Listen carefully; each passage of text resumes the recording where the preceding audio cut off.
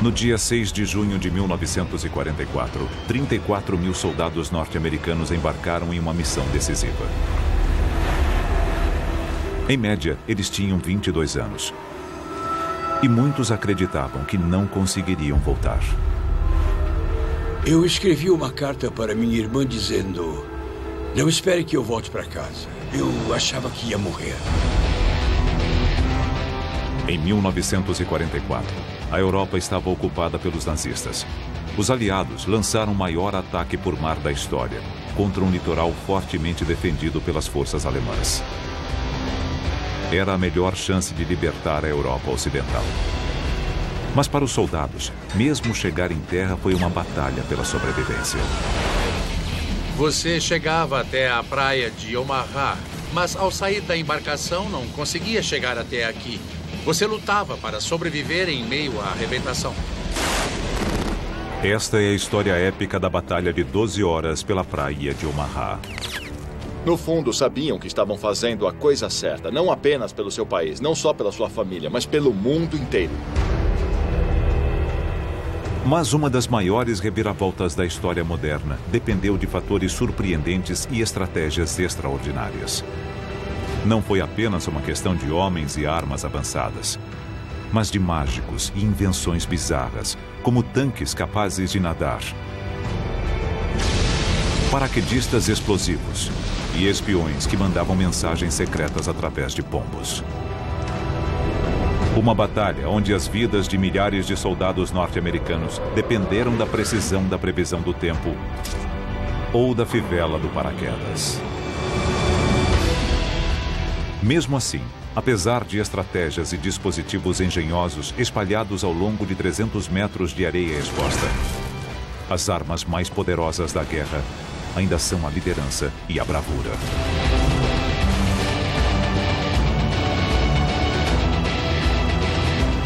O dia D. Quem sobreviveu e por quê?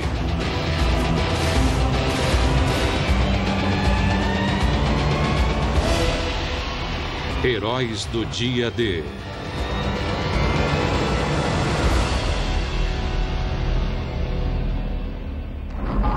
Cinco anos após o início da Segunda Guerra Mundial, o futuro da Europa estava ameaçado.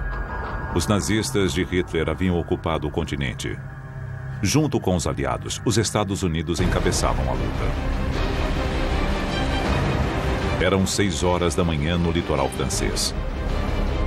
8 companhias de soldados americanos, a primeira onda, esperavam para entrar na batalha. Prepare-se para desembarcar! Vamos para a praia! Enquanto eles se aproximavam da praia, que recebeu o codinome de Omaha, centenas de homens rezavam, sabendo que os aguardava era um muro de armas, uma zona de matança e possivelmente a própria morte. Entre eles estava Rabalgarten, de 19 anos de idade. O barco estava muito silencioso. Eles sabiam o que iriam enfrentar. Como quase todos na embarcação, o dia D foi a primeira vez que Ra entrou em ação. Embora ele não soubesse, nas 12 horas seguintes, a vida de Ra dependeria do que ele havia comido no café da manhã, da física da água e de um pedaço de madeira de 5 centímetros.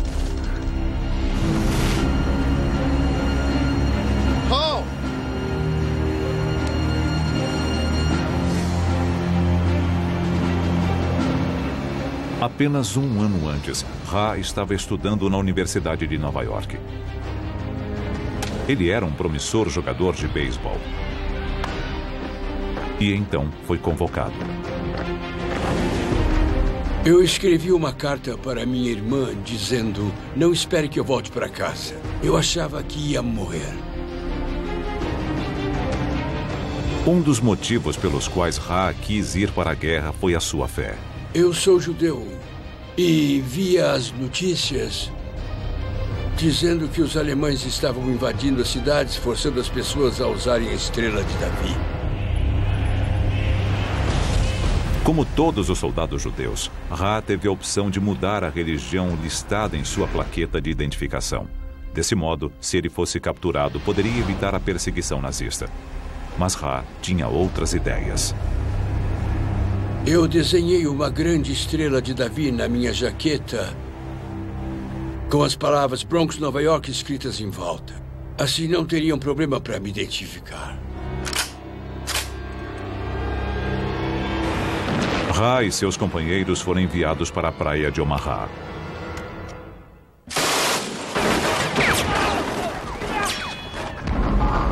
1.200 alemães tinham suas armas posicionadas, voltadas para o litoral. Eles estavam equipados com a devastadora arma nazista, a MG-42. Ela era a metralhadora mais rápida do mundo, 2 vezes mais veloz do que a metralhadora Browning norte-americana.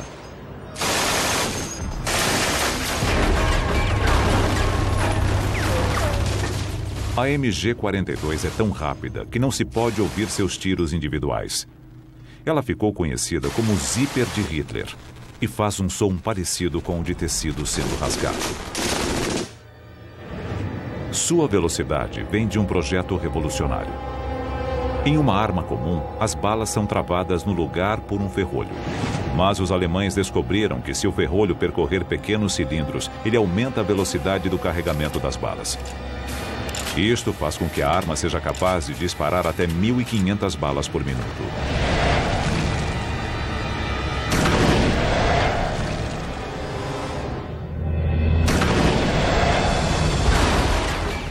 São 25 balas por segundo, em uma velocidade de mais de 3.200 km por hora, diretamente até o barco de Ra. Mas ali não havia apenas uma MG-42, e sim 5 delas. Isto significava que a embarcação de Ra poderia ser atingida por 125 balas a cada segundo. Quando um atirador de verdade emprega taticamente aquela metralhadora, é um pesadelo. Uma das primeiras coisas que você tem que fazer em combate é procurar as metralhadoras do inimigo e pegá-las. Tomá-las imediatamente. De alguma maneira, Ra e seus homens precisavam tomar essas armas. Eles se aproximaram da praia sob um fogo intenso. Entrou tanta água no barco por causa da forte ondulação que eles começaram a afundar. E o movimento violento do barco poderia causar outro problema: o enjoo causado pelo mar.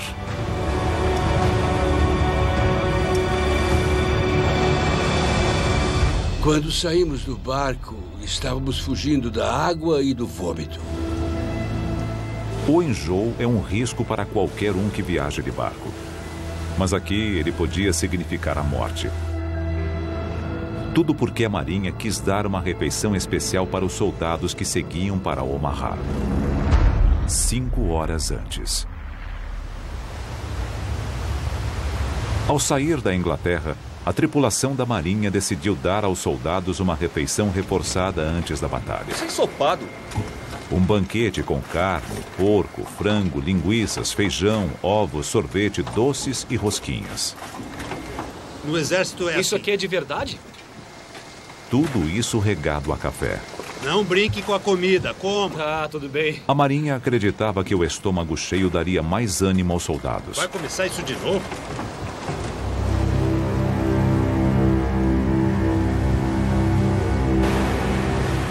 Ra pulou o café da manhã e comeu só um chocolate. Mas para outros, o banquete foi mais como a última refeição de condenados à morte. O enjoo deve ter afetado a capacidade deles lutarem em uns 60%.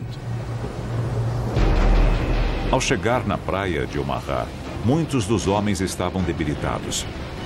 E não havia hora pior para isto acontecer.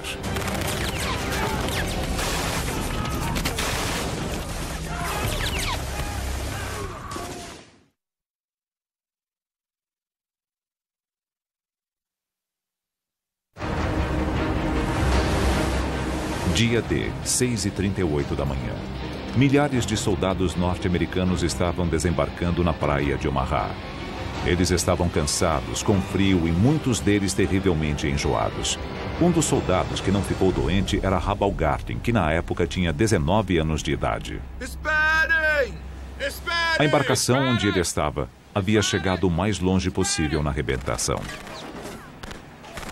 A rampa abaixada era um sinal para que cada arma daquela praia fosse descarregada na saída do nosso barco.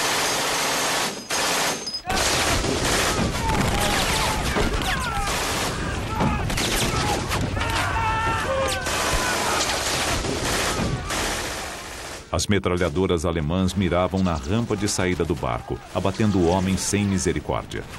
Para sobreviver, os soldados tinham de fazer a única coisa que eles haviam sido avisados para não fazer: pular na água pela lateral. E eu mergulhei.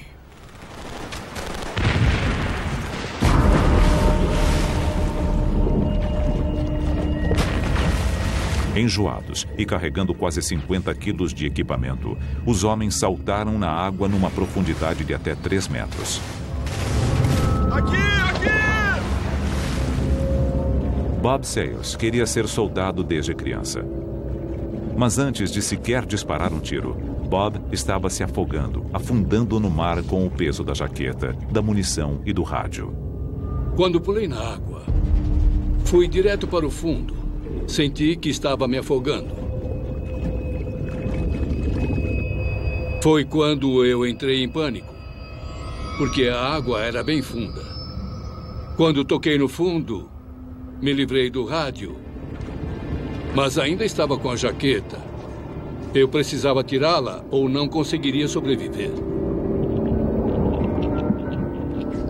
Exausto, enjoado e embaixo d'água, Bob tirou a jaqueta no último segundo.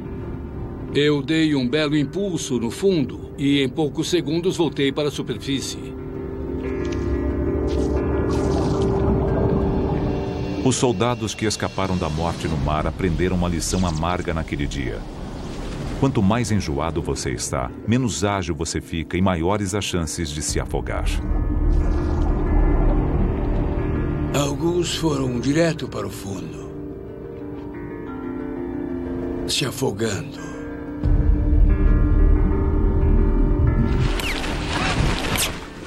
Hall havia comido apenas um chocolate no café da manhã e não estava enjoado. Mas como todos os soldados que não se afogaram, ele enfrentou outro perigo na água: as implacáveis rajadas de balas que iam em sua direção a 900 metros por segundo. Sobreviver a este inferno dependia de uma surpreendente lei da física, porque naquele momento era a água que poderia salvá-los.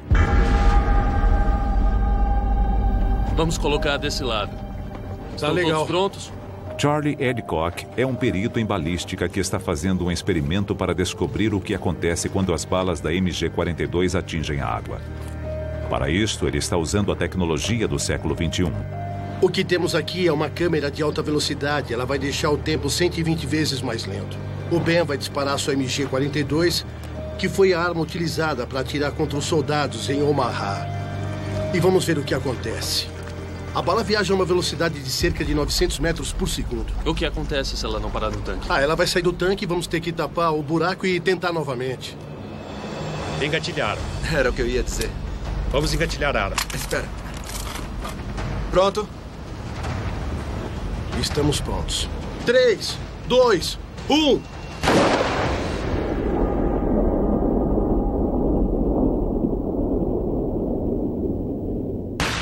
A resistência da água é tão grande que faz com que a bala pare menos de 1 metro após penetrar. Basicamente, ela foi de 900 metros por segundo para 0 em 75 centímetros, no máximo.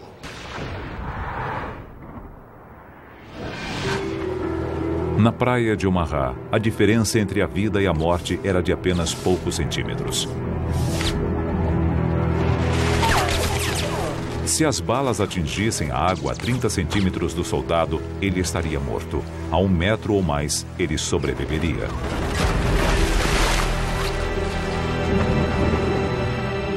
A missão dos soldados havia começado há apenas 2 minutos.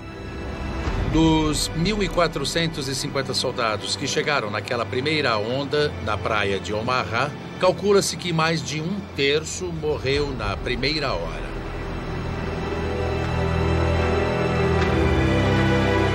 Em apenas 120 segundos, esses homens enfrentaram a metralhadora mais devastadora do mundo. Muitos escaparam da morte saltando no mar apenas para se afogar com o peso do próprio equipamento. Os sobreviventes foram aqueles que estavam a mais de 1 metro do local onde qualquer uma das balas tenha atingido a água. Vai! Vamos lá! Rabalgarten estava entre os sortudos. 2 minutos após chegar na praia de Omaha, ele ainda estava vivo. Vamos lá! Foi uma visão horrível e foi muito surreal, porque a água se revolvia ao meu redor. Balas eram disparadas, minas explodiam, pessoas eram arremessadas pelos ares. Mas ainda não era a minha vez. Os primeiros 2 minutos de Ra na praia de Omaha foram difíceis. Eu tinha que chegar até a praia e fazer o meu trabalho. Mas isso era apenas o começo.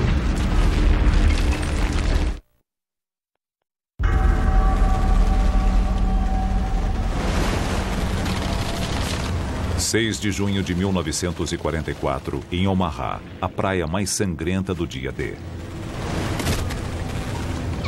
Às 6h42 da manhã, 10 minutos após o início do desembarque, a situação já era bem ruim.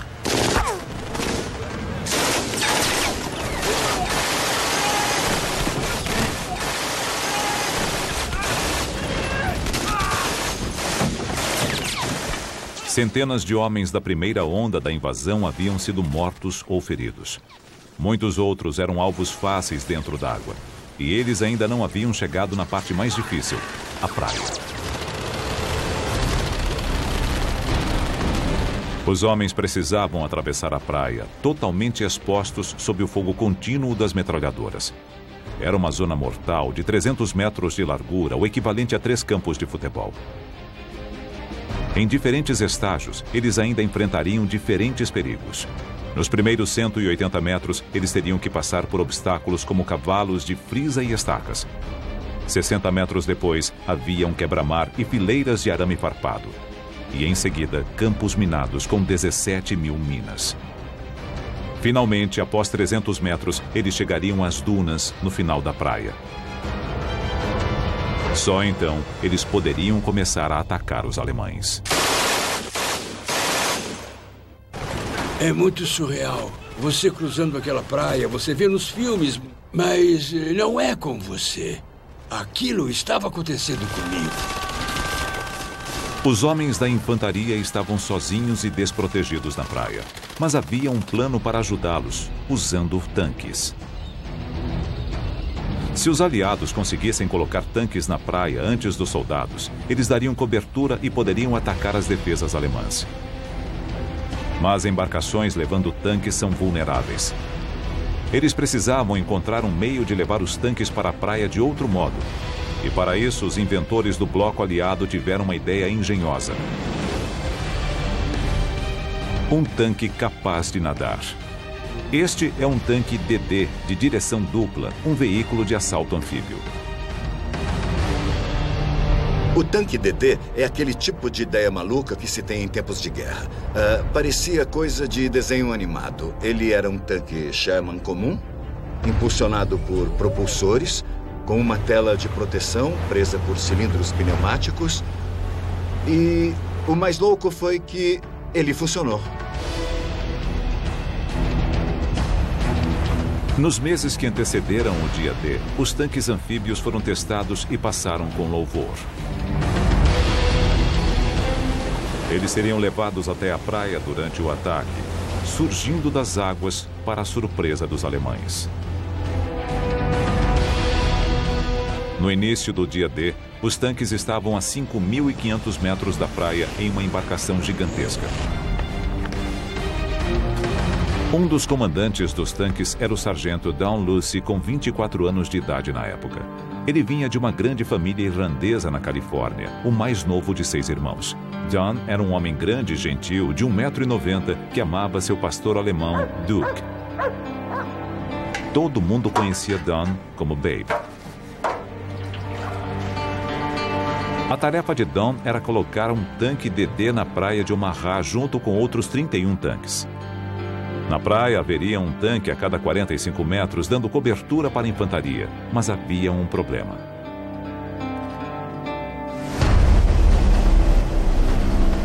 As ondas no canal tinham quase 2 metros de altura. Os tanques anfíbios nunca haviam sido testados naquelas condições. Eles funcionavam bem em lagos calmos ou portos tranquilos. É diferente quando o mar está agitado. Era uma operação quase suicida, mas não havia escolha. Nas semanas que antecederam o dia D, os aliados haviam reunido em segredo um imenso exército no sul da Grã-Bretanha. Qualquer atraso aumentaria as chances de os alemães descobrirem o plano. Mas o tempo estava ruim há dias, com chuva e ventos fortes. Os aliados não podiam prosseguir naquelas condições. Eles precisavam que o tempo melhorasse rapidamente. Foi uma má notícia para os estrategistas aliados porque a invasão não podia esperar. Os alemães acabariam descobrindo os planos. Era um grande problema. Então, no norte do Atlântico, chegam informações secretas trazidas por navios especiais da Marinha. Eles não estavam lá para lutar, mas para medir o vento e a pressão barométrica. Eles forneceram pistas sobre o que aconteceria com o tempo a 3.200 quilômetros dali no Canal da Mancha. E enviaram uma informação sutil, mas essencial. As leituras sugeriam que haveria uma pausa, quando o tempo deveria melhorar um pouco, no dia 6 de junho. O sucesso da invasão e as vidas de milhares de soldados norte-americanos dependiam da precisão de uma única previsão do tempo. Como o tempo estava se esgotando, as lideranças aliadas decidiram arriscar. No dia 6 de junho, o tempo melhorou. Mas o mar ainda estava agitado. Em meio às ondas, a 5 quilômetros da praia, a embarcação de Dalhousie lançou seus tanques DD. Pode travar, vamos! Continuem! Continuem! Continuem, continuem! Continuem, continuem!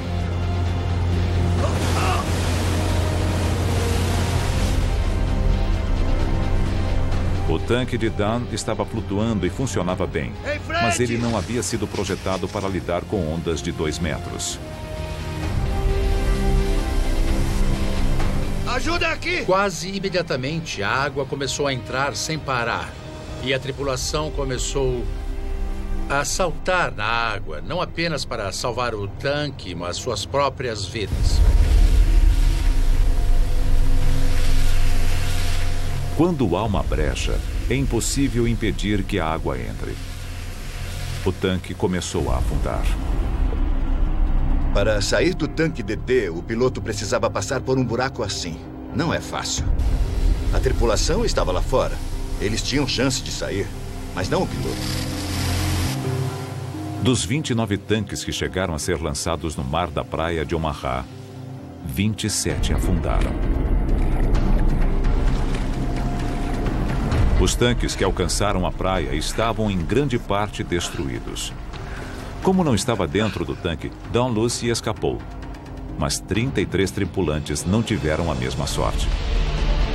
O fracasso na tentativa dos tanques anfíbios chegarem à praia deixou os soldados na praia de Omaha por conta própria. Agora, eles precisariam lutar para abrir caminho pela areia e tomar as invencíveis metralhadoras sem os tanques para protegê-los. Eles iam nos liderar na praia, mas isso não aconteceu. Na praia, a contagem dos corpos continuava aumentando. Mas esta não era a única história acontecendo em Omaha. 7 horas da manhã do dia D. Meia hora após o início do desembarque na praia de Omaha. O recruta alemão de 18 anos de idade, Franz Gockel, atirava continuamente nas tropas norte-americanas desde o começo da invasão do bloco aliado.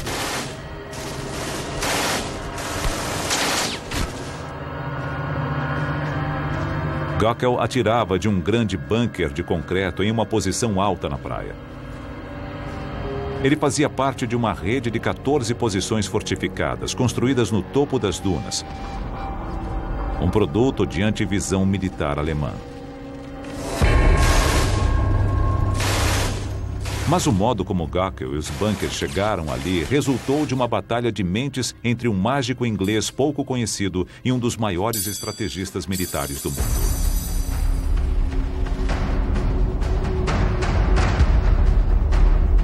Gockel é um dos 20 mil homens encarregados de defender a Normandia. Apenas um ano antes, ele estava trabalhando na empresa do pai, perto do Vale do Ruhr, consertando telhados danificados pelas bombas dos aliados.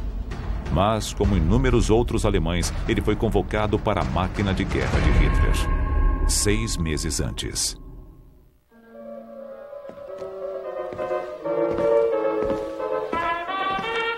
Para Franz Gockel, o bunker era também sua casa. Dentro do posto de guarda de concreto, ele e seus companheiros dormiam, comiam, ouviam música e descansavam. No dia D, eles já estavam ali há meses. O fato era que os soldados enviados para a Normandia para proteger as defesas do Atlântico achavam que era um posto fácil. Eles tinham comida boa, tinham instalações confortáveis e um ambiente agradável. A guerra não estava sendo muito difícil para eles. Na verdade, nenhum deles acreditava que teria de defender o litoral de uma invasão. Os soldados não eram os únicos a pensar desta maneira. Pouquíssimos altos comandantes alemães achavam que os aliados atacariam o litoral da Normandia. E eles acabaram sendo vítimas de um dos maiores truques da história militar.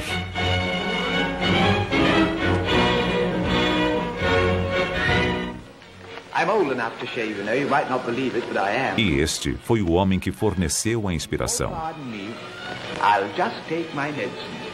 Jesper Meskelin era mágico profissional e ilusionista. Jesper Meskelin vinha de uma família de mágicos de uma longa dinastia que havia sido famosa durante a Era Vitoriana. Quando a guerra começou, Meskelin quis usar suas habilidades mágicas para ajudar a combater os nazistas. Segundo fontes, ele disse que se era capaz de enganar as pessoas em um teatro, onde era o centro das atenções, sob as luzes da ribalta com o público a poucos metros de distância, ele tinha certeza de que conseguiria enganar um soldado alemão a mais de 1 quilômetro de distância.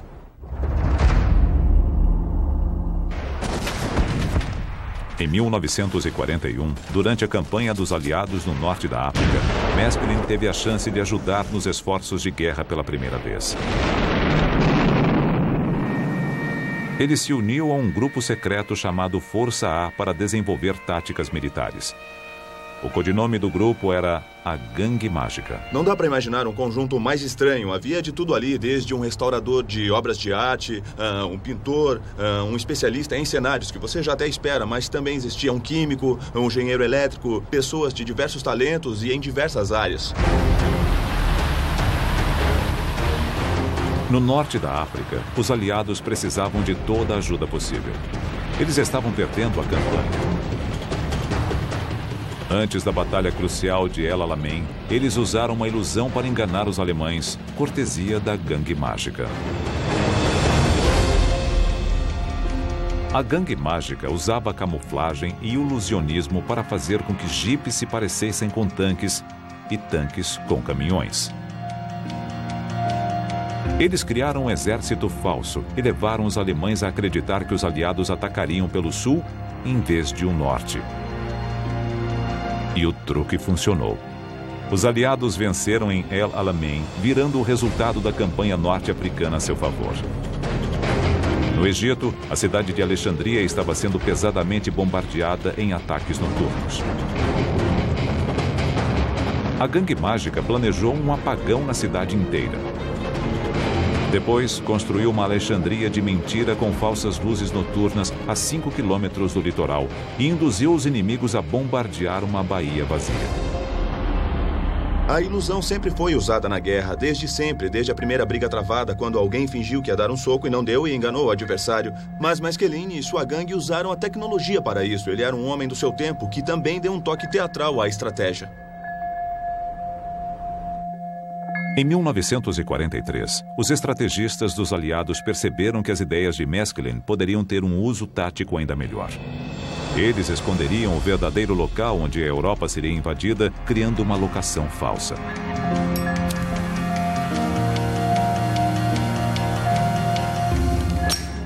Os aliados queriam invadir as praias da Normandia. Mas para reduzir as defesas alemãs, eles planejaram uma estratégia elaborada, dando a entender que cruzariam o Canal da Mancha em seu ponto mais estreito, o Pas de Calais.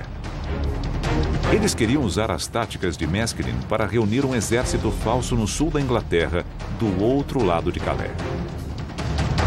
Eles construíram instalações falsas, embarcações falsas e chegaram a fazer tanques infláveis.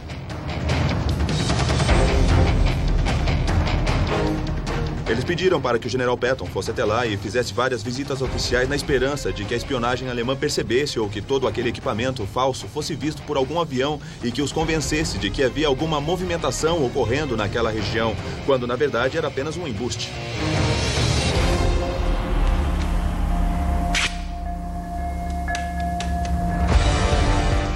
Os alemães caíram no truque dos aliados. Nos meses que antecederam o dia D, o comando nazista movimentou a maior parte de sua temida divisão de tanques e uma grande parte da infantaria da Normandia para o Pas de Calais, a 240 quilômetros dali.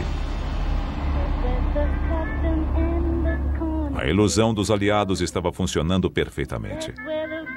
Os alemães deixaram uma parte de uma divisão para defender a praia de Omaha. Franz Göckel pertencia a uma pequena força de 600 homens. Mas não por muito tempo.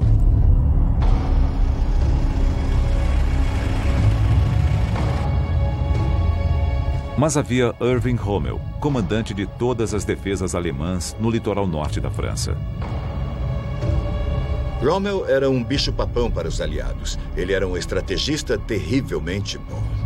Ele tinha a capacidade de entrar na cabeça de seu adversário. Para alguns, ele era o próprio demônio.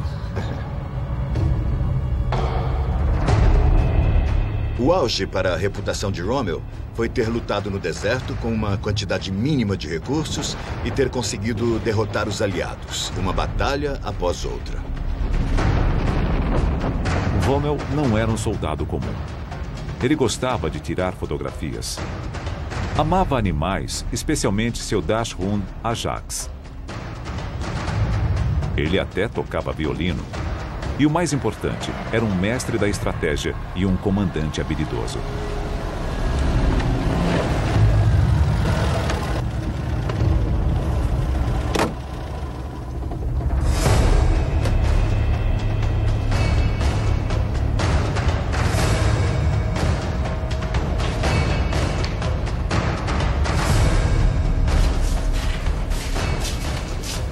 Rommel era conhecido por colocar suas tropas em forma e tirar o máximo de seus soldados. Em Omaha, Rommel teve um déjà vu.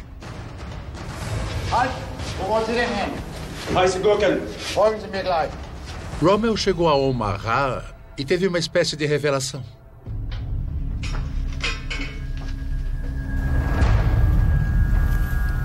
Ele se lembrou de outra praia que conhecia bem, Salerno.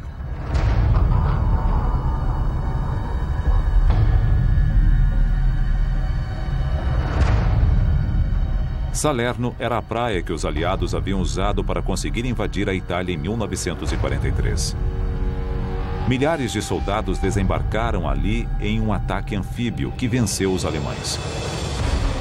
Como a praia de Salerno, Omaha tinha a mesma curva gradual na linha do mar. Além de uma leve inclinação muito parecida, ambas as características eram ideais para o desembarque de tropas vindas do Canal da Mancha. Rommel achava que aquelas eram exatamente as características que os aliados procurariam novamente quando invadissem a França. Com base nisto, Rommel decidiu reforçar pesadamente as tropas na praia.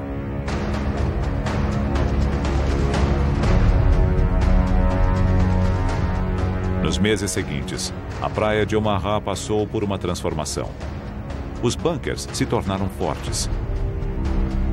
Em apenas 6 meses, Rommel aumentou o número de obstáculos defensivos na praia para 3.700, um a cada 2 metros. E depois enviou mais homens para Omaha, muitos veteranos já testados por guerras, dobrando o número de soldados para 1.200.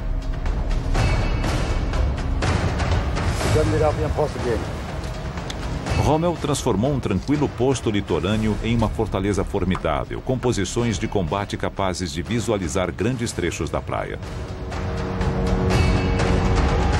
Dia D.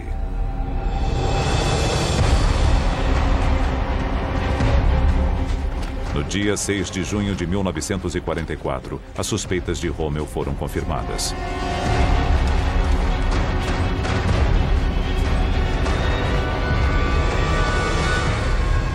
Os homens que observavam de seus postos naquela manhã deveriam estar sentindo uma mistura de medo e entusiasmo. No horizonte surgia uma grande frota em sua direção. 7h05 da manhã. Mais de meia hora após o início da maior invasão anfíbia da história. Da fortificação recém-renovada, Franz Gockel disparava tão rapidamente quanto sua arma permitia. Ele não saberia quantos homens havia matado até os cadáveres começarem a aparecer na praia. Aqui, no dia D, a vida e a morte foram decididas em uma batalha de mentes. Inicialmente, os aliados haviam sido bem-sucedidos em esconder o ponto de invasão dos alemães. Mas o gênio tático de Rommel acabou com qualquer vantagem que eles haviam conseguido com a ilusão, e as consequências foram devastadoras. Vamos armar aqui! Vamos! Naquele momento, Rabaulgarten estava no início da zona de matança na praia de Omaha. Em meio ao caos, Ha viu Robert Gabert, seu melhor amigo no exército.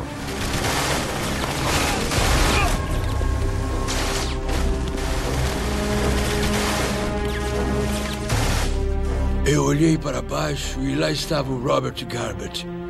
Aquilo mexeu comigo porque não consegui conter as lágrimas que escorreram como sangue pelo meu rosto. Vem aqui! Para os soldados norte-americanos, as primeiras horas da invasão da praia de Omaha foram um verdadeiro inferno. Mas não era para ter acontecido dessa maneira. Os aliados tinham um plano para destruir todas as forças defensivas alemãs, mas uma coisa os impediu.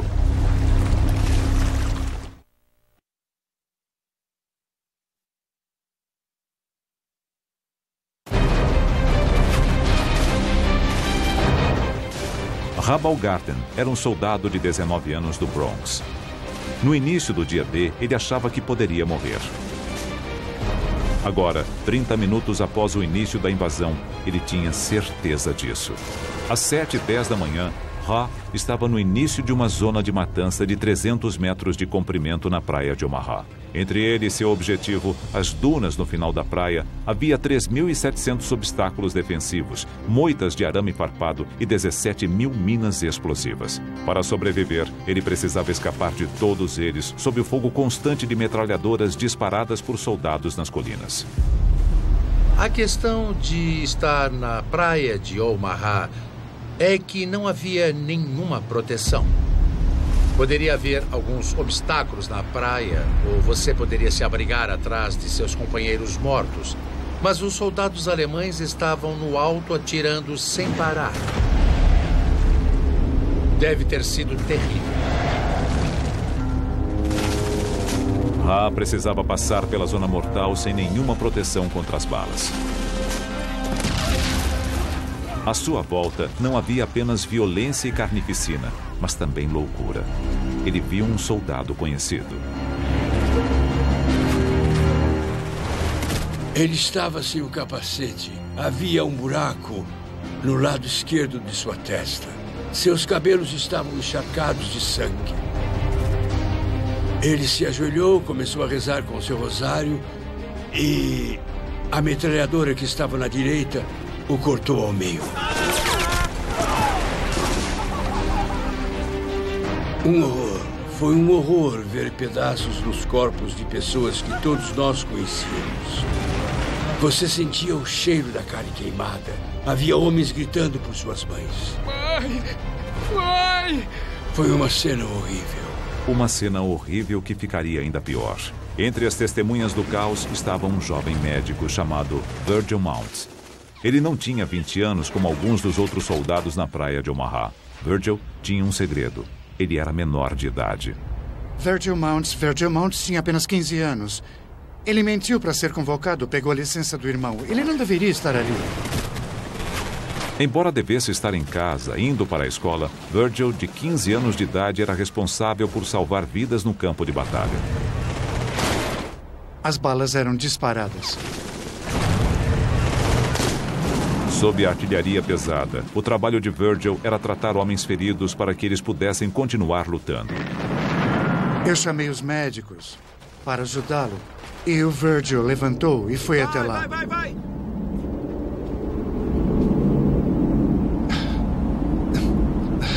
É muito difícil falar sobre isso. Ele foi até lá para tentar ajudar aquele homem ferido e as balas não paravam de vir. Sai daí! Os alemães disparavam balas de canhão a cada minuto nos soldados da praia. Quando uma bala de canhão atinge alguma coisa, ela se quebra em milhares de fragmentos, uns grandes, outros pequenos. Eles viajam a mais de 2.700 metros por segundo e são devastadores para soldados próximos. Os fragmentos podem, inclusive, atravessar um corpo e atingir outro.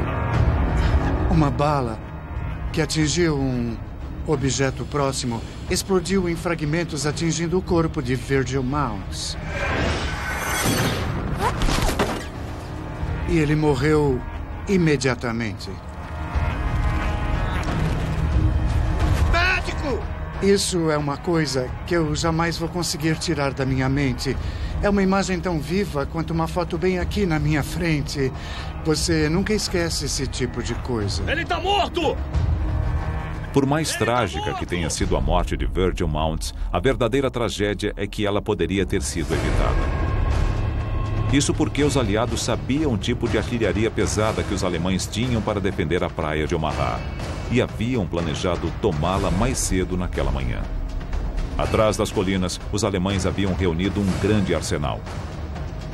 Havia 30 armas antitanques, 17 morteiros e mais de 20 canhões de campanha. Este é o tipo de forte que os alemães usavam para armazenar suas armas. Os estrategistas aliados sabiam o tipo de armas que eles tinham e conheciam sua força e haviam feito um plano para neutralizá-las. 4 horas antes. Mais cedo, na madrugada do dia D, aviões aliados haviam decolado para bombardear as defesas alemães na praia de Omaha. 446 aviões, armados com 13.000 bombas, equivalentes a 1.000 toneladas de explosivos. A operação prometia ser o maior exemplo de bombardeio de precisão da história.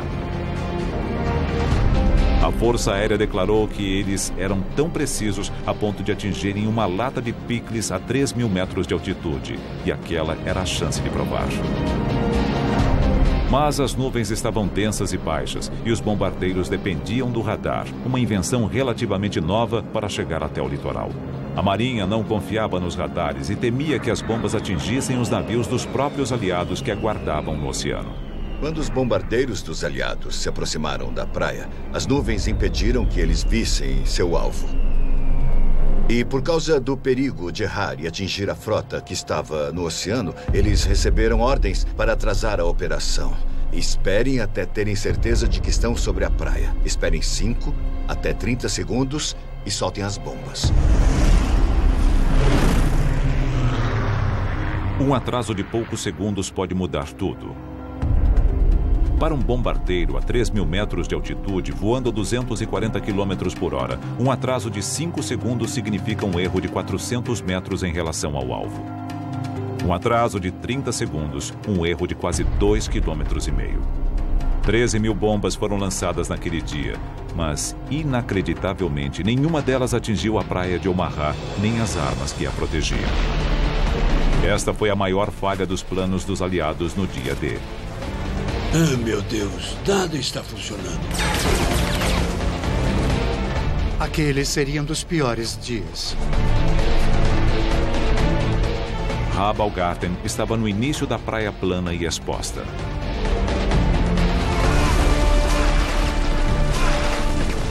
Eu disse a mim mesmo, tenho que sair desta praia. E ele não tinha escolha. Ra iniciou a traiçoeira corrida pela areia. Eu pensava comigo mesmo qual seria a sensação de uma bala passando pelo meu corpo. Como seria levar um tiro?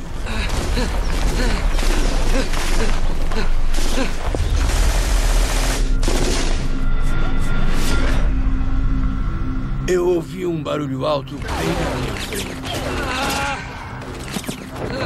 Eu caí na areia perto de uma armadilha. Esperava que tivesse sido no meu braço ou na minha perna, mas não no meu tronco. Virei meu fuzil e havia um buraco na parte do pente e lá dentro havia 7 balas. Essas balas salvaram a minha vida.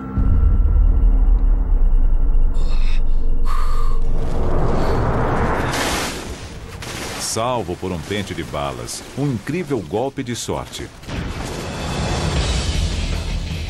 Às 7h30 da manhã, no fim da primeira hora da invasão, a batalha pela praia de Omaha era um desastre para os aliados. Mas, por pior que fosse a situação naquela praia, a 6,5 km dali, outros soldados norte-americanos das forças de elite embarcavam em uma missão suicida, a missão mais perigosa do dia D.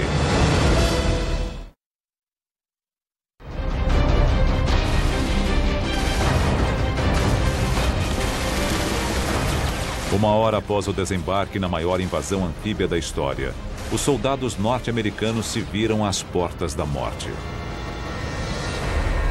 Os cadáveres espalhados pela praia de Omaha mostravam que os alemães eram um inimigo bem mais difícil do que eles esperavam. Por todo o litoral havia um grande número de armas escondidas no alto e em um afloramento rochoso. Entre elas, 5 imensos canhões de artilharia de 155 milímetros, capazes de destruir tudo em um raio de 24 quilômetros. Eles poderiam atingir Omaha e a praia próxima de Utah, assim como afundar os navios aliados que chegavam para ajudar na invasão. Esses canhões poderiam ter destruído os navios que se aproximavam do litoral. Cada um deles transportava milhares de soldados. Com o alcance de 24 quilômetros, todos estavam vulneráveis. Os canhões de artilharia precisavam ser destruídos, mas eles estavam no topo de colinas de 45 metros de altura. Para pegar os canhões, seria necessário um tipo especial de soldado, homens treinados para missões suicidas de alto risco. Sabíamos que seria perigoso. Nós acreditávamos que poderíamos fazer aquele trabalho. Isto fazia parte do treinamento do comando. Eles nos diziam, vocês podem fazer tudo. George Kartner era um jovem tenente dos Rangers, a elite da infantaria norte-americana. Antes da guerra, George havia desistido de terminar o ensino médio e trabalhava em uma sorveteria. Quando a guerra começou, ele se alistou no exército e sua vida mudou. Ele se mostrou um candidato a oficial excepcional e foi aceito nos Rangers para missões especiais. Durante seu treinamento de 6 meses, George escondeu um segredo de seus companheiros, temendo que lhe custasse o lugar na unidade de elite. Mas momentos antes de chegar na praia de Omaha, ele descobriu que não era o único. É mais importante ver e atirar no inimigo quando ele está atirando em você. Os Rangers precisavam escalar as colinas de 45 metros sob o fogo constante. Dadas as probabilidades, eles sabiam que muitos não sobreviveriam à missão. O ataque a uma colina é perigoso, se não for uma das mais difíceis missões de um soldado. Você tem que escalar 45 metros de uma colina enquanto pessoas atiram em você. E quando você chega ao topo, tem que continuar lutando contra as armas. Em uma escala de complexidade de 1 a 10, sendo 10 a mais alta, eu daria nota 10.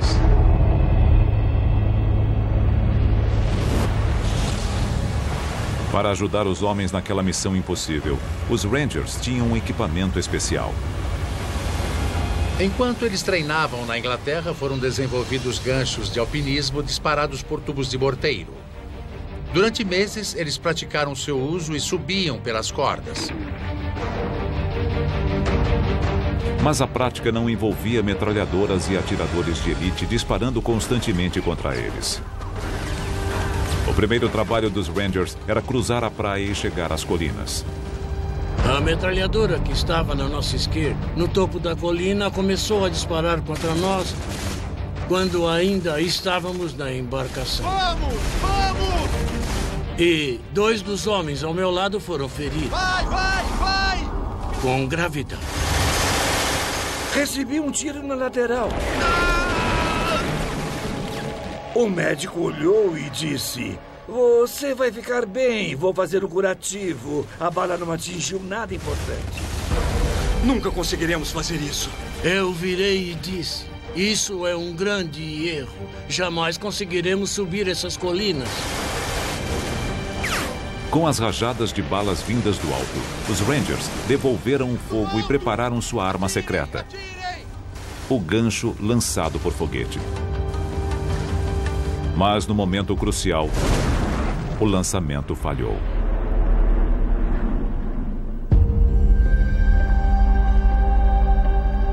Este é um experimento feito para explicar o que aconteceu usando uma réplica exata do dispositivo. O que temos que fazer é inserir esse gancho no morteiro e depois lançá-lo na encosta da colina, que é bem semelhante à encosta de Pont du Roc. Veremos o que acontece. 3, 2, 1...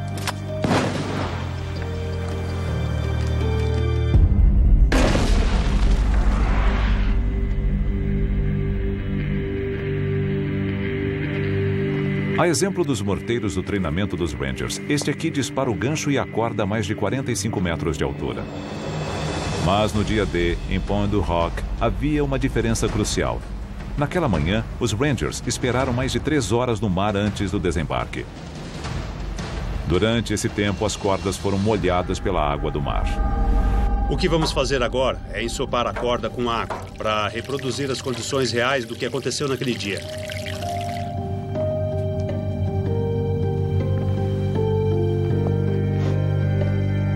3, 2, 1...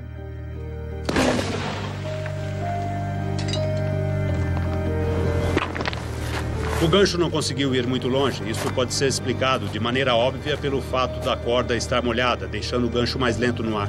Uma quantidade pequena de água é suficiente para impedir que o gancho chegue ao topo. Em Pont du Roc, essa foi a diferença entre o sucesso e o fracasso. Para mim foi isso que aconteceu naquele dia. Esse foi um dos problemas que eles tiveram. Mas das 60 cordas que os Rangers levavam, 19 estavam secas o suficiente e alguns ganchos conseguiram chegar até o topo. Kirchner subiu em uma dessas cordas imediatamente. Eu subi, mesmo com a corda molhada. Aquilo não me incomodou. Eu levei uns 15, 20 segundos para subir.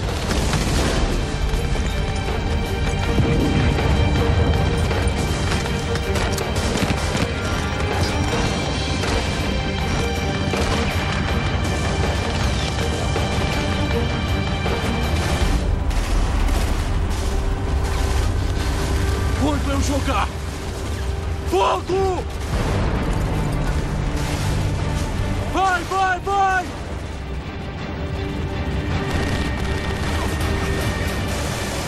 No topo da colina, a batalha continuou. Os sobreviventes abriram caminho entre as balas. E, finalmente, eles encontrariam as armas. Mas, ao chegarem lá, Kirchner e seus colegas ficaram chocados. Os Rangers haviam lutado contra o fogo pesado e sofrido 20 fatalidades para chegar lá e descobrir que os alemães os haviam enganado. Não havia nenhum canhão de artilharia, apenas uma pilha de postes Onde telegráficos. estão os canhões? Não é Aqueles um canhão. soldados haviam se preparado para aquilo durante meses. Eles estavam determinados a cumprir a missão e cheios de adrenalina. Eles finalmente alcançaram o objetivo para descobrir que havia sido tudo em vão. Fomos enganados. Devem ter ficado arrasados. Desmoralizados, os Rangers perceberam que enfrentavam um inimigo com um poder de fogo terrível, que também era capaz de enganá-los. Um inimigo que descarregaria todo o seu arsenal na praia de Omaha.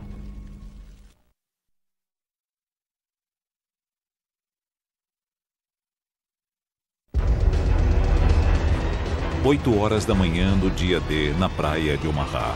Milhares de soldados americanos enfrentavam um intenso fogo inimigo. Um deles era Hal Baumgarten. Nos últimos 90 minutos, ele havia cruzado 210 metros de uma praia exposta de 300 metros.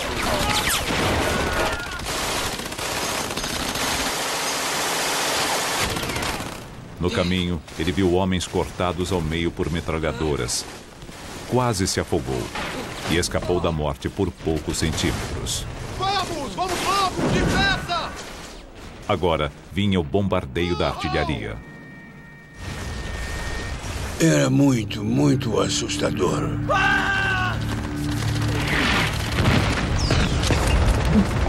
As balas de canhões são mais assustadoras do que as metralhadoras. Vai! Porque elas vêm do desconhecido. Você não sabe o que elas vão atingir se a bala está vindo na sua direção. Por isso é assustador.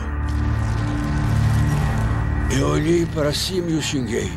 E logo que eu fiz isso, uma bala de 88 milímetros explodiu bem na minha frente.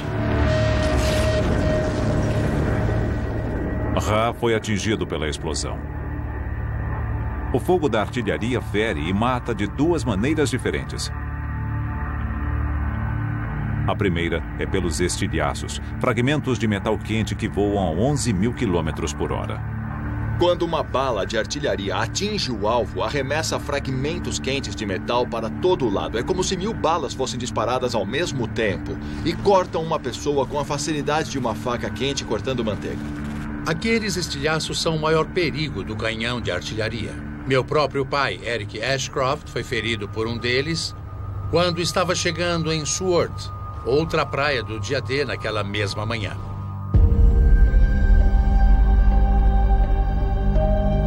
A artilharia também mata de outra maneira, acusticamente, liberando uma onda de concussão. Ela não é nada além do ar supercomprimido sendo empurrado para fora a milhares de metros por segundo. Mas se você é um soldado na praia, é devastador. Eu era um receptor. De vez em quando, alguém me atingia com um bastão de beisebol. A sensação foi bem essa. Ela não precisa nem atingir você.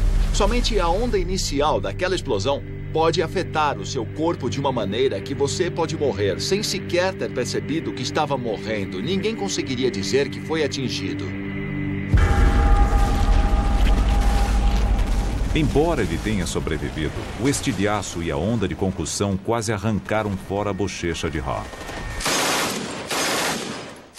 Às 8h30 da manhã, 2 horas após o início do dia D, o ataque norte-americano à praia de Omaha parecia um desastre. A derrota parecia certa.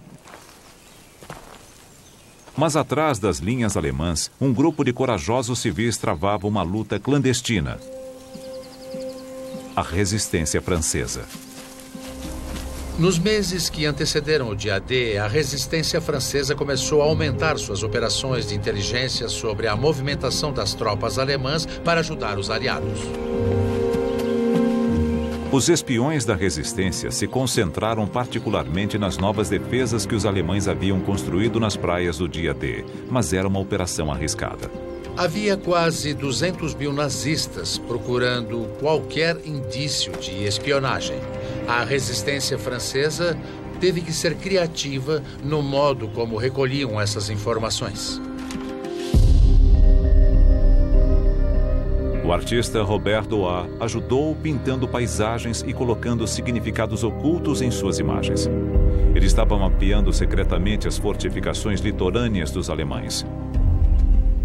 O agente da resistência, Jean Marion, enviava mensagens para os aliados através de pombos da França para Londres em apenas 4 horas.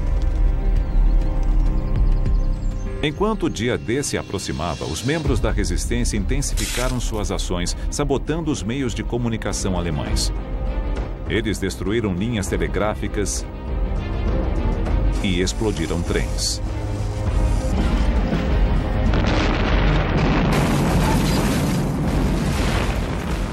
Mas quanto mais ousada ficava a resistência, mais vigilantes se tornavam os alemães. Nas semanas que antecederam o dia D, os alemães contra-atacaram. Eles atiravam nos pombos espiões.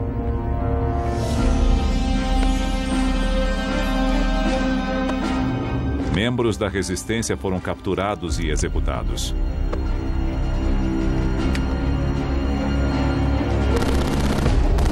Mas a resistência já havia causado estragos. Na praia, sem comunicação, os alemães encontravam dificuldades para conseguir reforços. Vamos, continuem, vamos lá! As forças aliadas precisavam apenas virar o jogo em Omaha. Venham agora! Mas para Rabaulgarten, a batalha ia de mal a pior. Gravemente ferido pelo fogo da artilharia, seu único refúgio era o quebra-mar à sua frente, a 240 dos 300 metros da praia. Lá, os sobreviventes se reuniram e suas esperanças estavam quase no fim. Sabe, nós éramos orgulhosos. Bem treinados, bem disciplinados. Achávamos que ninguém seria capaz de nos derrotar. E vimos aqueles cadáveres empilhados. Havia sangue para todo lado, pedaços de corpos. Foi horrível.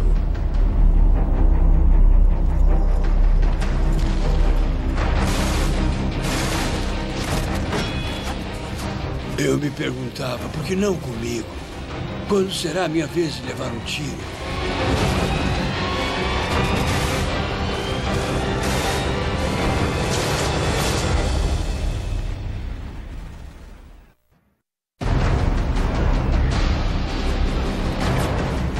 Nove e meia da manhã na praia de Omaha, 3 horas após o início do dia D. O ataque americano estava se desintegrando sob a chuva de balas e bombas alemãs. Entre os que lutavam para sobreviver estava o sargento de 19 anos de idade, Bob Slaughter. Eu era estudante. Ainda não havia terminado o ensino médio. Decidimos que queríamos viver uma aventura, eu acho. Mas conseguimos bem mais do que esperávamos, posso afirmar. Abaixem-se! Bob e seus companheiros estavam encurralados no quebra-mar e a confusão era generalizada. Perdemos os nossos oficiais, os oficiais subalternos. Não tínhamos nenhuma liderança. Era apenas um punhado de garotos como eu, sabe? Fazendo o melhor que podiam. Os homens tinham apenas 2 opções. À sua frente, o implacável fogo alemão. Atrás, a maré que subia rapidamente. Às 9h30, o mar cobria a maior parte da praia, confinando milhares de homens desesperados em um trecho estreito de terra com menos de 10 metros de largura.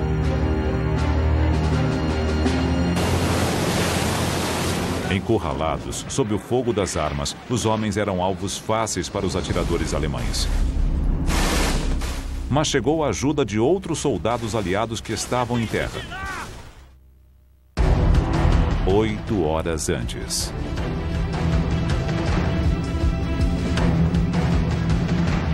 Na noite anterior ao dia D, mais de 1.200 aviões decolaram em direção à Normandia.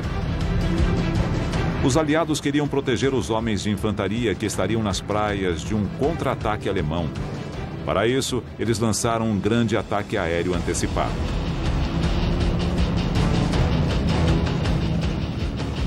Era a primeira onda de paraquedistas. Mas eles não eram soldados comuns. Com 90 centímetros de altura, feitos de borracha, com pompas. Os aliados enviaram bonecos paraquedistas projetados para enganar os alemães. Eles explodiam em chamas ao aterrissar, enquanto homens das forças especiais emitiam o som de trocas de tiros por meio de alto-falantes para simular um grande ataque. Os alemães acreditaram no embuste. Reservas alemãs foram enviadas para interceptar esses bonecos explosivos. Centenas de homens foram mandados para uma direção quando deveriam seguir para o lado oposto.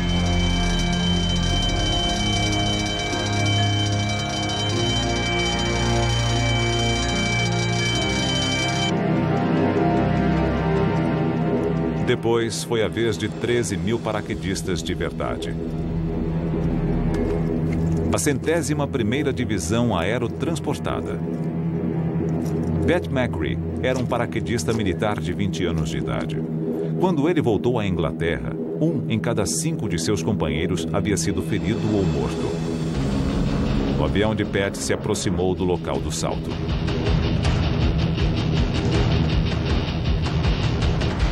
Meu humor mudou completamente, assim como a viagem.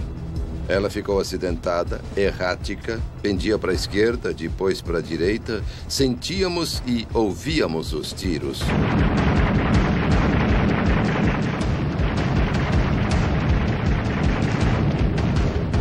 Levantem-se, preparem-se! Levantem-se, preparem-se! Fazendo o sinal da cruz e rezando, percebendo que havia chegado a hora. Você olha para o cara na sua frente e dá um tapinha nas costas. 6 pronto! 5 pronto! 4 pronto! Está todo mundo bem? É claro que sim. Você vai até a porta e não há nenhuma pausa. Vamos lá! Vai! Era quase como um líquido sendo jogado do avião. Vai! Vai! De repente, vi a corda. Eu a peguei e ela bateu em mim. Levei um tranco e sacudi violentamente. Depois, tive uma sensação de paz e tranquilidade.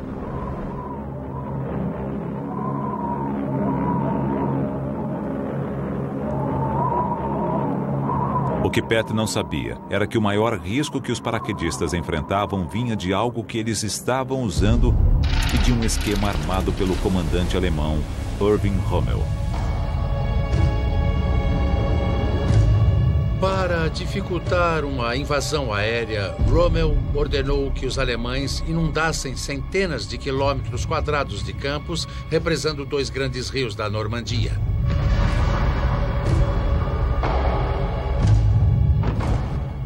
Centenas de paraquedistas saltaram na água, o que já é muito perigoso em um salto comum. Mas os soldados estavam carregando quase 50 quilos de equipamentos. A sobrevivência de cada um deles dependia de sua habilidade em se soltar do arnês. No dia D, os paraquedistas dos aliados saltaram nos 2 lados da praia. Americanos de um lado, britânicos de outro. O equipamento americano contava com 3 fivelas e uma tira. O britânico tinha um mecanismo simples e rápido que permitia que eles se soltassem do arnês.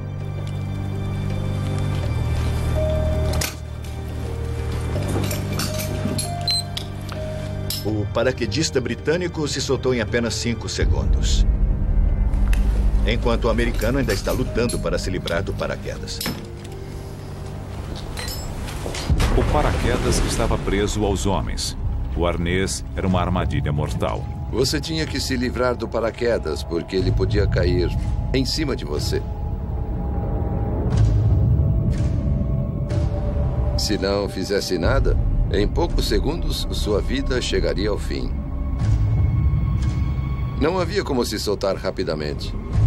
Você precisava alcançar lá embaixo, soltar uma perna e depois a outra. O risco era gigantesco. Dos 13 mil paraquedistas que saltaram, centenas se afogaram. Perdemos muitos soldados, gente boa. Para muitos, uma fivela fez a diferença entre a vida e a morte.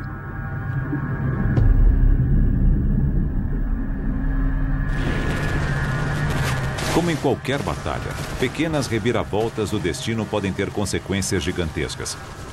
Mas na praia de Omaha, uma qualidade encontrada no campo de batalha iria mudar a história. A bravura.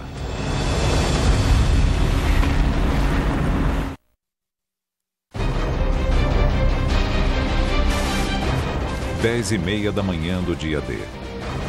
A invasão da Normandia na praia de Omaha estava por um fio. Milhares de soldados americanos haviam sido mortos ou feridos por bombas e balas alemãs. E também pelo enjoo que os enfraqueceu antes da batalha.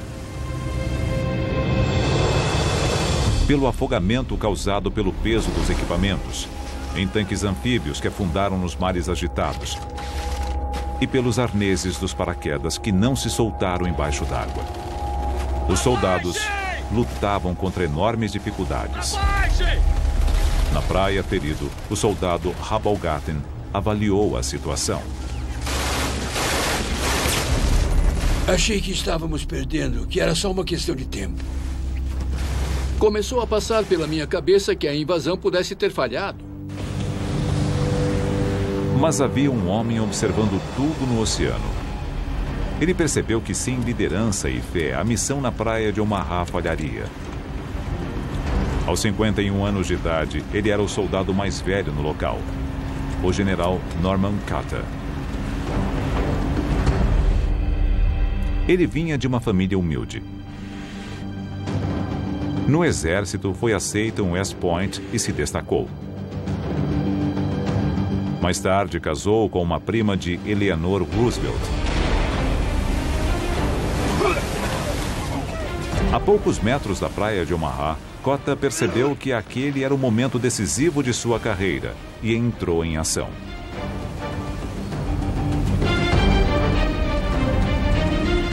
Cota sabia que tinha 3 prioridades. A primeira era tomar a liderança. A segunda era tirar os homens da praia. E a terceira era atacar os alemães.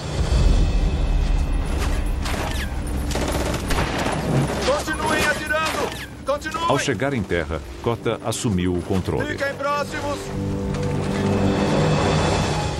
De repente, alguns dos meus homens disseram: Capitão, olha aquele homem lá embaixo. Olhei para a praia e cerca de 100, 150 metros dali havia um homem com um charuto e ele estava gritando com as pessoas na praia. Era difícil acreditar que havia alguém correndo pela praia, porque ela estava sob uma intensa rajada de balas. Mesmo àquela distância, ele parecia um pouco mais gordo em relação a nós. E nós perguntávamos, quem será ele? O homem era destemido. Você vai ser o próximo! Sim, senhor! Naquele momento, ele pensou, o que devo fazer? Então, ele decidiu que tinha que se encarregar daquela situação, porque só havia morte, caos e destruição. E ele precisava assumir o controle, porque ninguém mais faria isso. Vamos chegar até lá e vamos sair desta praia! Vamos! Cota estava de pé e estava falando. Ele estava encorajando as pessoas, dando a elas um pouco de sua coragem. Em frente! Vamos lá, rapazes! Ele disse, não podemos ficar aqui, temos que ir para o interior. Ele estava indo embora e virou para mim e disse, eu sei que você não vai me deixar na mão. Mas a liderança também exige estratégia. Vamos lá! Vamos lá! Pouco além do quebra-mar havia 2 fileiras de arame farpado. Cota precisava fazer com que seus homens passassem por elas e atravessassem a região aberta antes que pudessem atacar os alemães em suas posições. Passar pela primeira fileira de arame farpado foi relativamente simples. O desafio era passar pela segunda, que ficava 10 metros acima, na encosta da colina. Para isso, Cota tinha uma solução.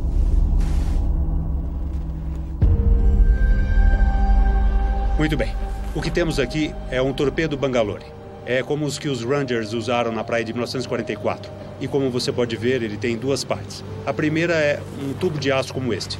E ele é cheio com cerca de 34 quilos de TNT. Você pode ver que ele tem uma ponta no formato de bala, para ajudar a passar pelo emaranhado de arame farpado. Esta é a segunda parte, e como você pode ver, Ela se encaixa na ponta desta aqui e é usada para ajudar a passar pelas defesas que você vai explodir. Para os soldados sob o fogo, a velocidade era essencial. O torpedo Bangalore precisava explodir rapidamente o arame farpado.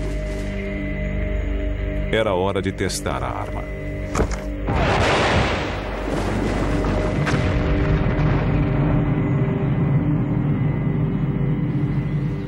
O torpedo Bangalore explodiu um buraco no meio do emaranhado de arame farpado.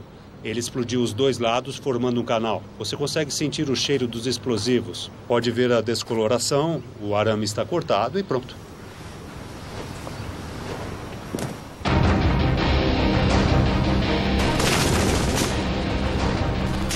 O torpedo Bangalore podia fazer o trabalho para Kota e os soldados, mas ele precisava ser colocado no lugar.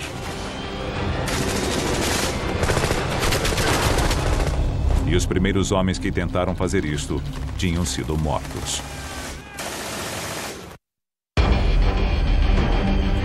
Quando o general Kota chegou à praia de Omaha, enfrentou uma tarefa quase impossível.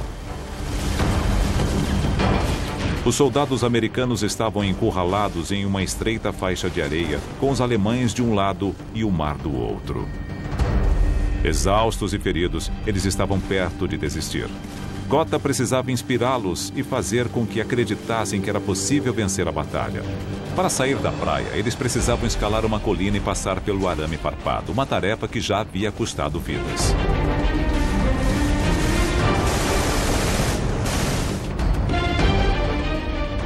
A ajuda viria do mar. 12 navios de guerra capazes de atirar em bunkers alemães para apoiar os homens que estavam na praia de Omaha. O capitão de um dos navios, o USS Frankfurt, James Semmes, queria ajudá-los, mas não podia. Ele havia recebido ordens de esperar. Sua tarefa não era salvar soldados na praia, mas proteger a vulnerável frota de navios parados no oceano. Naquele momento, isto fazia com que o general Kota e seus homens estivessem por conta própria. Vamos sair da praia! A primeira parte do plano de Kota, sair da praia, havia funcionado. Eles conseguiram explodir um buraco na barreira de arame farpado.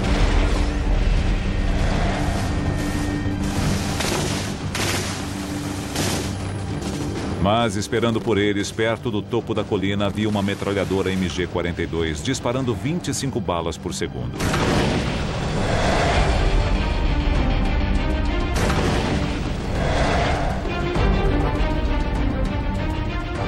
Um dos homens de Kota se ofereceu para desafiar a metralhadora mais rápida do mundo.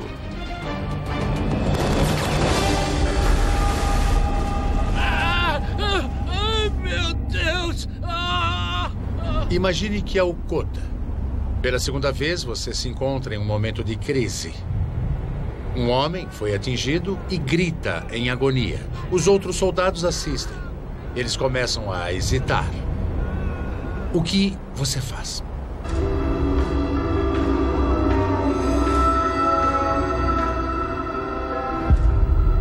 Aquele general sabia que estava no comando e que precisava fazer com que alguma coisa acontecesse, ou todos iriam morrer.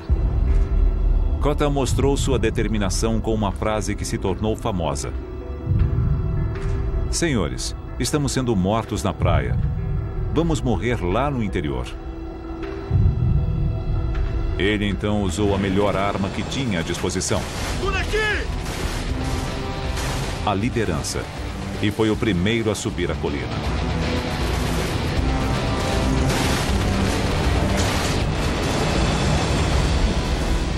A decisão de um comandante fez com que ele agisse de um modo que inspirou os seus homens. Este foi o momento de uma grande reviravolta na batalha pela praia de Omaha.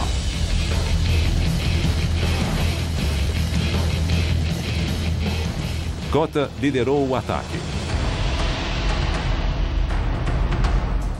Enquanto isto, a 16 quilômetros dali, no oceano, outra decisão essencial estava sendo tomada. Nos navios que participaram do dia D, alguns dos oficiais tentavam acompanhar a batalha.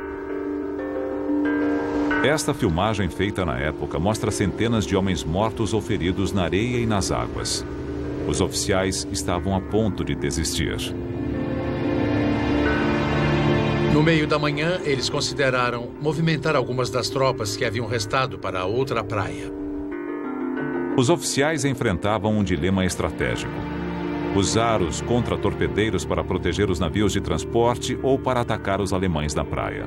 Começaram a chegar notícias que algumas tropas estavam conseguindo quebrar as barreiras alemãs. Binóculos. Após horas de espera, os comandantes da Marinha finalmente deram a ordem para o combate.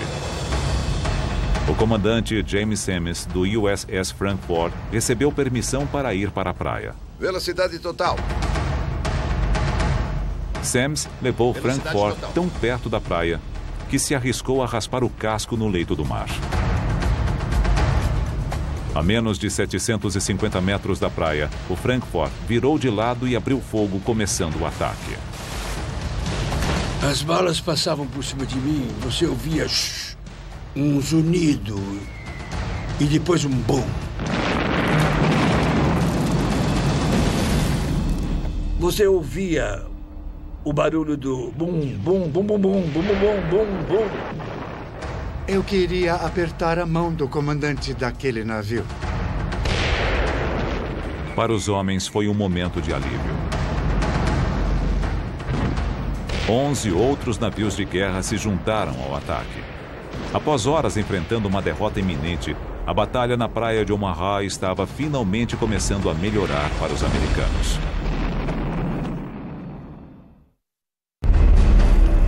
O dia D na praia de Omaha. Um tempo e lugar onde a menor decisão poderia fazer a diferença entre a vida e a morte. Você comeu demais no café da manhã do navio? Se comeu, poderia ter sido debilitado pelo enjoo e se afogado antes mesmo de chegar à praia. É uma terrível ironia ir até a praia de Omaha para lutar pelo seu país, mas ao sair da embarcação não conseguir sequer chegar em terra e ter que lutar contra o mar por sua vida. Na água, a diferença entre levar ou não um tiro foi de poucos centímetros. O que parece extraordinário é que, se a bala atingisse a água a menos de 30 centímetros de você, você morria. Mas se ela atingisse a água a 1 metro, você estaria salvo. Mas o dia D quase não chegou a acontecer. Durante dias, tempestades violentas tornaram os mares agitados demais para um desembarque anfíbio.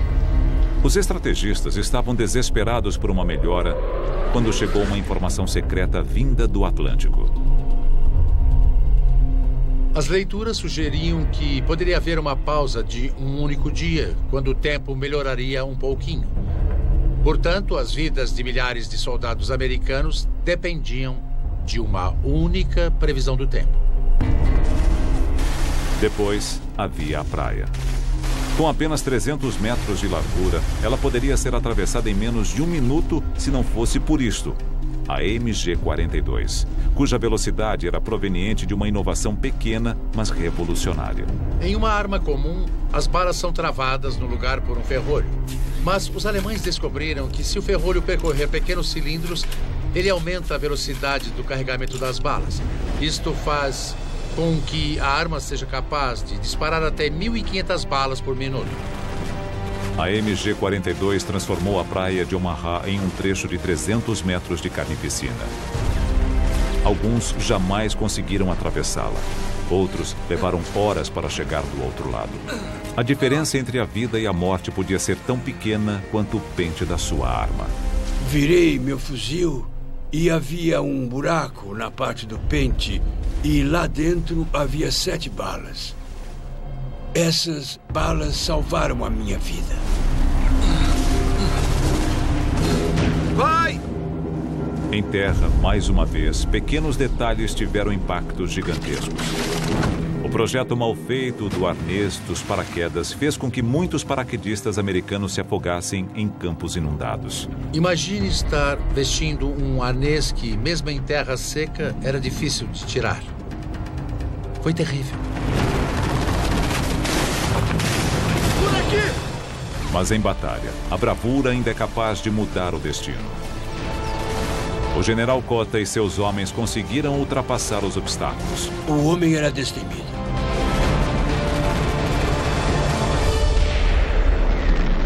Com o apoio naval, eles conseguiram seguir por terra. Um exército inteiro poderia agora desembarcar na França, iniciando a libertação da Europa Ocidental. É impressionante que nos dias que se seguiram ao dia D, chegaram mais 200 mil homens, trazendo 3 milhões de toneladas de suprimentos, com uma logística que o mundo jamais havia visto e também não viu desde então. Esta é uma fotografia aérea tirada na praia de Omaha ao meio-dia do dia D. A maré está alta. Podemos ver as ondas batendo contra o quebra-mar. Embarcações, tanques abandonados e os veículos no mar. Mas entre eles também podemos ver centenas de pontos. Cada um deles é um corpo. Um soldado americano morto, caído na praia.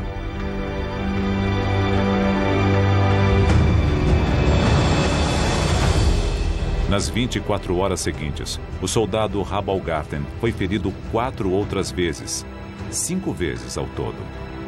Ele se recuperaria de todos os ferimentos, mas um deles perduraria. Eu sofri uma grande culpa por ter sobrevivido. Eu ficava me perguntando por que eu, muita gente, quando reza para Deus, pergunta por que eu tenho essa doença? Por que Deus não está me ajudando? Mas no meu caso era o contrário. Eu dizia, por que eu? Por que eles morreram e eu sobrevivi? Ninguém sabe exatamente quantos soldados americanos morreram na praia de Omaha. Os historiadores calculam que foram mais de 2.000, com no mínimo a mesma quantidade de feridos. E Omaha foi apenas uma das 5 praias onde as tropas aliadas desembarcaram naquele dia. Ao todo, 10.000 soldados aliados morreram. 4.000 alemães também foram mortos, além de 3.000 civis franceses. O dia D foi uma grande causa, talvez a maior delas. Mas para todos os países envolvidos, ele também teve um grande custo de muitas vidas que foram perdidas e futuros interrompidos cedo demais. Aqueles homens sempre serão jovens. Na minha opinião, eles não ficaram velhos como eu. Eles permanecerão jovens, correndo atrás das garotas, tomando cerveja e se divertindo.